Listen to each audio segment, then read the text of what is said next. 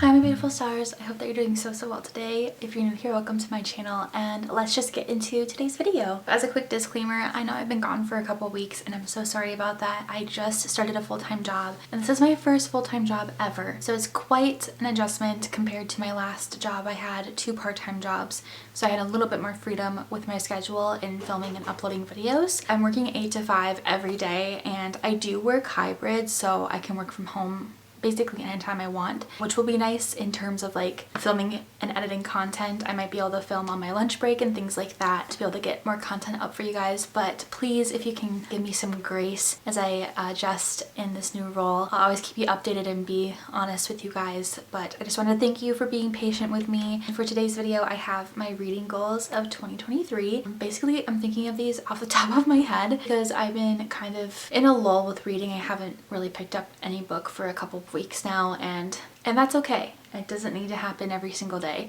I want it to be something that I look forward to every day, especially now having a full-time job and just having that moment for myself. But yeah, these are my goals, and please comment down below your goals for 2023 reading or just life in general. They don't have to be resolutions really, they can just be things that you look forward to doing this year. And whether it's trying something new or trying something again, whatever it is, let me know. I want to read more classics this year. I am still reading Pride and Prejudice by Jane Austen. I was so excited to start reading it. I can't get into it. And I know it's a classic and that's what really hurts because I want to like it, but I'm just like not into it and I get kind of sleepy reading it. I want to try and feed these slowly into my reading throughout the year so that I get more used to kind of the style of writing that they used, and it might make me just more used to reading that kind of content. I have the Scarlet Letter here just as an example.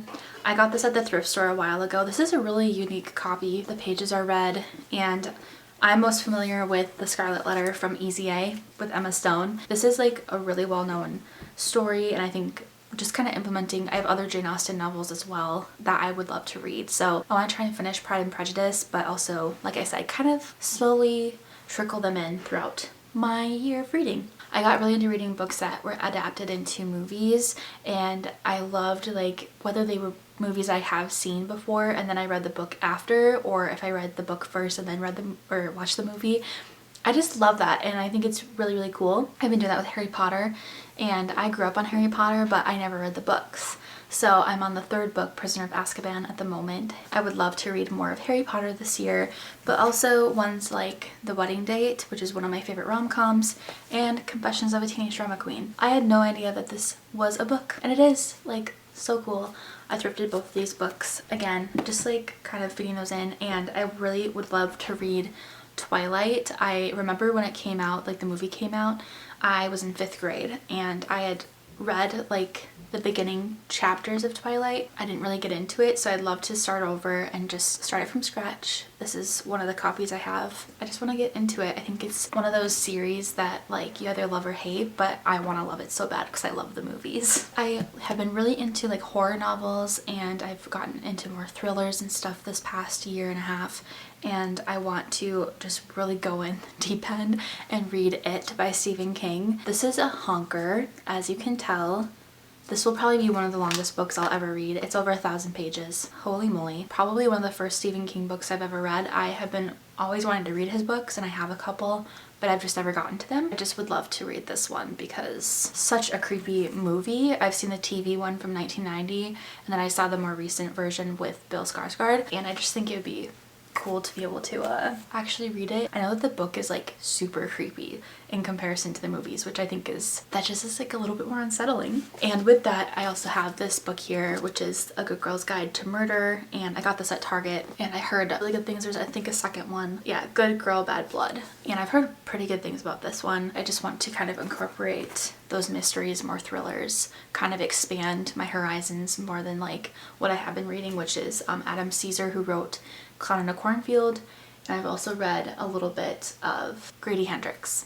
So I'd love to get more into other writers and find my favorites. I love Adam Caesar's writing. I would just like to, like I said, expand more on that. Lastly, I want to read a new series. So this one I found at the thrift store. I think there's actually even more than this stack here. This one is called Blue is for Nightmares, White is for Magic, Silver is for Secrets, and Red is for Remembrance. And I believe that there's even more. The Blue is for Nightmares is the first one. The second is White is for Magic. The third is Silver for Secrets.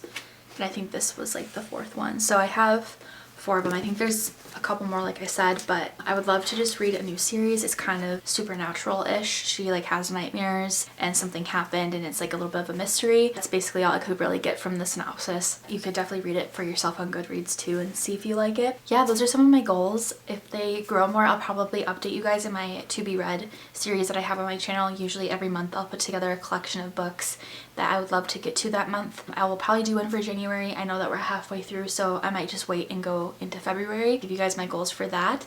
But yeah, I hope that you guys enjoyed today's video, and if you did, definitely leave it a big thumbs up. Comment down below again your goals, whether they're reading goals or just life goals in general. I love you guys so much. Thank you again for your grace and your patience during this time, and I hope that you're having a very happy and healthy new year. I'll see you in my next one. Until then, shine bright. Bye guys.